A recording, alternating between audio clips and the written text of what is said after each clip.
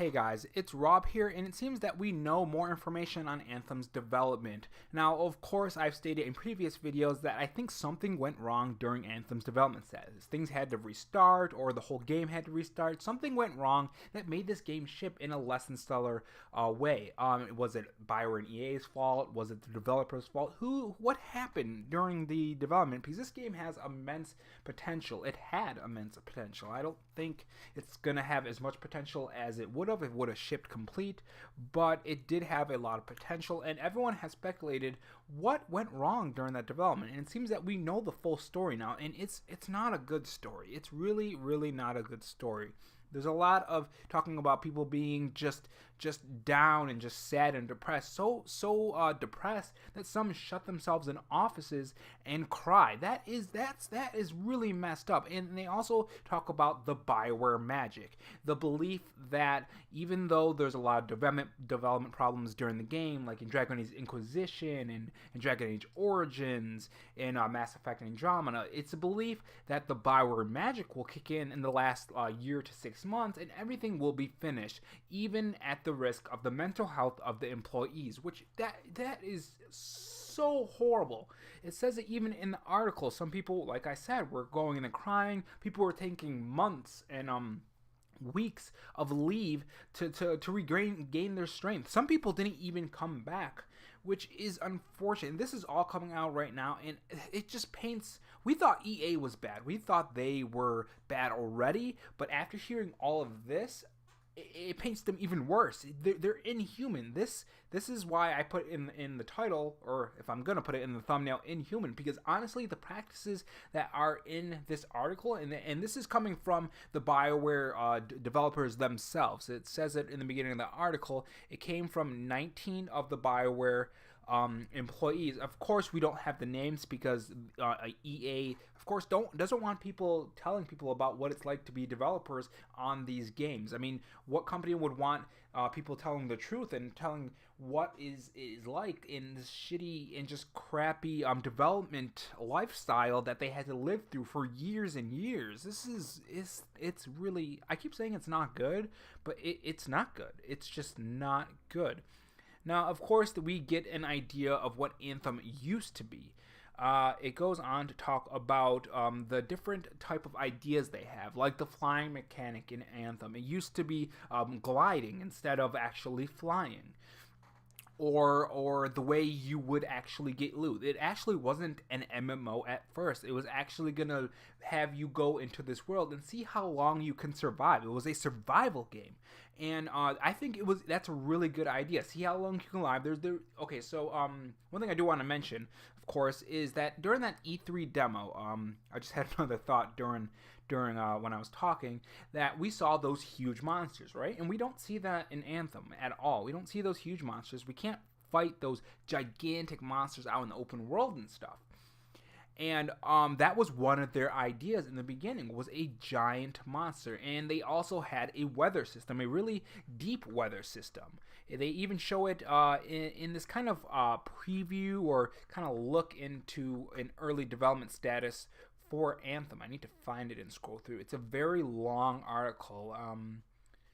Gotta find it. I just passed it. Yeah. So right here, I'm gonna play it while. So you'll see it playing in the background. You'll see them going through different states of weather systems, and this was a really an early idea for Anthem. Different weather patterns, and another thing that they were talking about is that they would have these big machines. That you would pull different levers and you would change the weather, and you would see it change, like seeing in the video.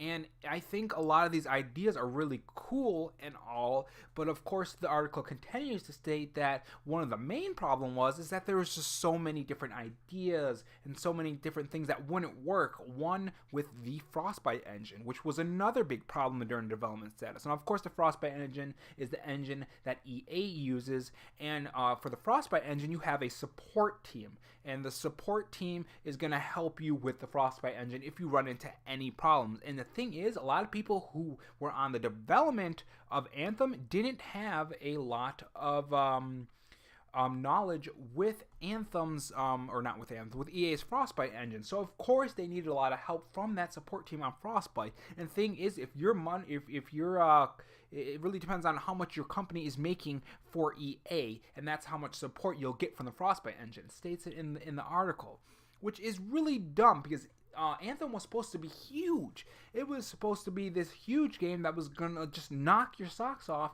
and the fact that they didn't want to give them any support for their game is just wrong, especially if you see your employees in such a bad mental state. If you're seeing people drop off, you need to step in there. They need to step in and change things. This is not how game development should be. It even states in the article, this is not how game development should be. And in that same paragraph, they were talking about Dragon Age Inquisition. Now, I know this is about Anthem, but stick with me for a second because it really has to do with the overall lifestyle or development lifestyle of EA and bioware during Anthem and Dragon Age Inquisition. So during Dragon Age Inquisition, they made most of the game for the pre-production of Dragon Age Inquisition in the last year, so 2013 or 2014, probably late 2013, maybe through the rest of 2014, and they got it out. And the thing is, most of the production for Dragon Age Inquisition was done during that year, and Dragon Age Inquisition has a lot of content. Like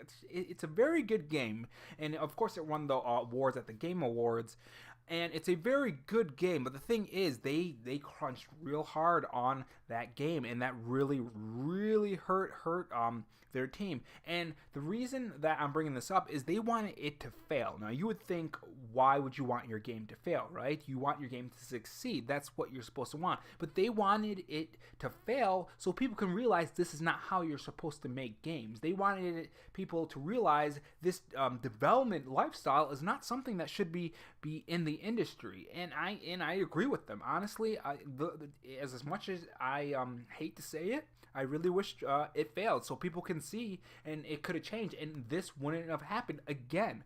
And of course, it's happening on multiple development games. Dragon Age Inquisition, Mass Effect Andromeda. I guarantee that's one of the reasons why Mass Effect Andromeda released the way it did, because of this development status and because of EA, of course. And it's one of the problems that I hate to see, because this is not how games should be made. You should love your job, especially if it's something that you trained in and that you needed to learn skills for. You should love it. You should have fun with it. But these people, of course, are not having fun. And it's wrong. It's really wrong. Now, of course, they go on to talk about people leaving. Of course, Casey Hudson left the project, and he was really the leader, as they state in here. He was the team leader, kind of like on Star Trek, how Picard was the leader of the Enterprise. And of course, during Dragon Age, when someone left, of course, he was they kind of made it to seem not like the starship from Star Trek, but a pirate ship, but in the same sense. And people were leaving. Of course, that was one of the big problems with the development for Anthem and probably other games too, is that people were leaving because of the mental and just anxiety that the game or that the development was causing. Which, man, I feel so bad for them. I know I keep saying that, but I really do. It's wrong. It's just wrong. So further into the article, near the end, they talk about what it was about that one E3 demo that we got, where they first showed the game. It's where we got to see the loot. It's where we got to see the Colossus shoot out his attacks and stuff. It's right here.